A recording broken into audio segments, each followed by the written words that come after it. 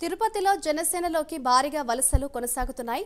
వైసీపీకి చెందిన ఉప సర్పంచ్ రామకృష్ణ, మాజీ ఎంపీటీసీ బాలమురళీకృష్ణ నేతృత్వంలో సెట్టిపల్లికి చెందిన 30 కుటుంబాలు జనసేనలో చేరారు. పవన్ కళ్యాణ్ ఆశయాలు, విధి విధానాలు నచ్చి జనసేనలో చేరుతున్నట్లుగా తెలిపారు. వీరికి ఎన్డీఏ కూటమి ఎమ్మెల్యే అభ్యర్థి ఆర్ని శ్రీనివాసులు జనసేన కండువా కప్పి సాదరంగా ఆహ్వానించారు. ఈ సందర్భంగా ఆర్ని శ్రీనివాసులు మాట్లాడుతూ తిరుపతిలో జరుగుతున్న అరాచకాలు నశించాలని ప్రజలు కోరుకుంటున్నారని తెలిపారు.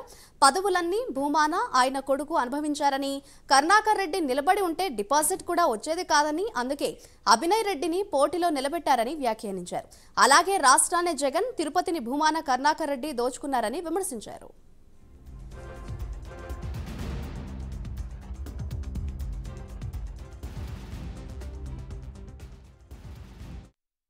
చెట్టిపల్లి గ్రామస్తులందరూ దాదాపు 4000 ఓటర్లు సుమారు ఉన్న ప్రాంతంలో ఇది తిరుపతికి ఒక ఆయువు పట్టు, తిరుపతికి ఒక మంచి ఈశాన్యంలో ఉండే ఒక మంచి తిరుగు రాస్తున్నారు. చెట్టిపల్లి గ్రామస్తులో ఉన్న అన్ని కులాలు ఏకమై ఈరోజు రాబోయే రోజుల్లో జనసేన, తెలుగుదేశం, బీజేపీ పార్టీకి పట్టం కట్టాలని ప్రజలు ఆలోచించారు. మొత్తం కూడా మొన్న రాత్రి దానికి నిదర్శనం. ఇంటింటికి హారతలతో స్వాగతం పలికారు.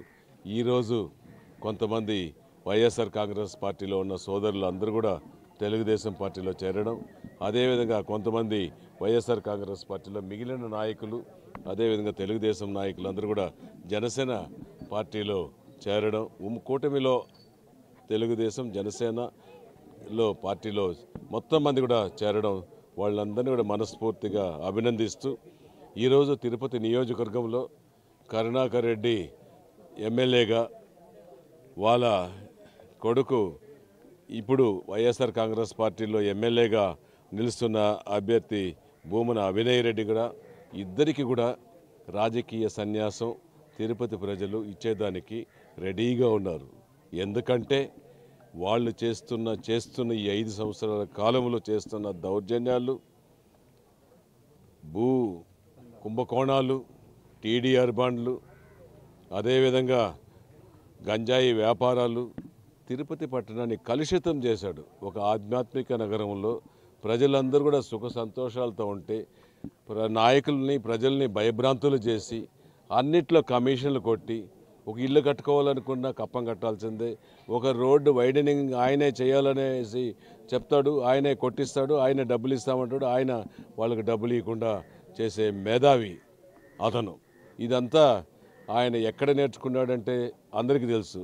రాజారెడ్డి నాయకత్వంలో సెటిల్మెంట్లు చేసి, సెటిల్మెంట్ ఎలా చేయాలి అనేసి నేర్చుకున్న కరుణాకర్ రెడ్డి ఈరోజు తిరుపతిలో అమలు చేస్తున్నాడు. రాబోయే రోజుల్లో అతనికి రాజకీయ సన్యాసం ఇవ్వడం, అతని కొడుకు సన్యాసం ఇవ్వడం ఖాయం.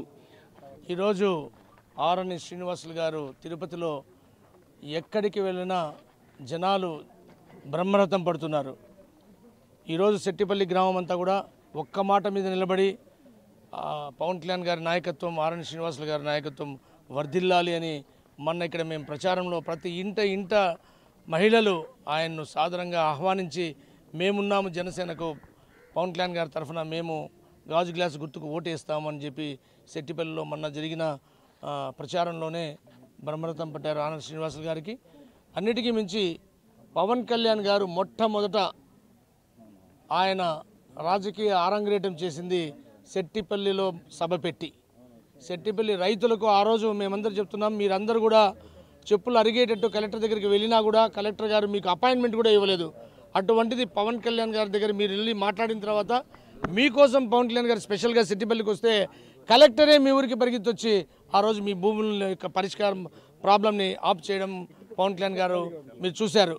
ఈరోజు కూడా శ్రీనివాసులు అన్న కొండ మీద వెంకటేశ్వర స్వామి అయితే ఈ ఆధ్యాత్మిక నగరంలో ఒక మంచి మనసు కలిగిన వ్యక్తిని ఎమ్మెల్యేగా పెట్టాలని, ఒక సీనియర్ వ్యక్తిని పెట్టాలని శ్రీనివాసులు అన్నను ఇక్కడ తిరుపతిలో అభ్యర్థిగా పవన్ కళ్యాణ్ నిర్ణయించి పంపించారు.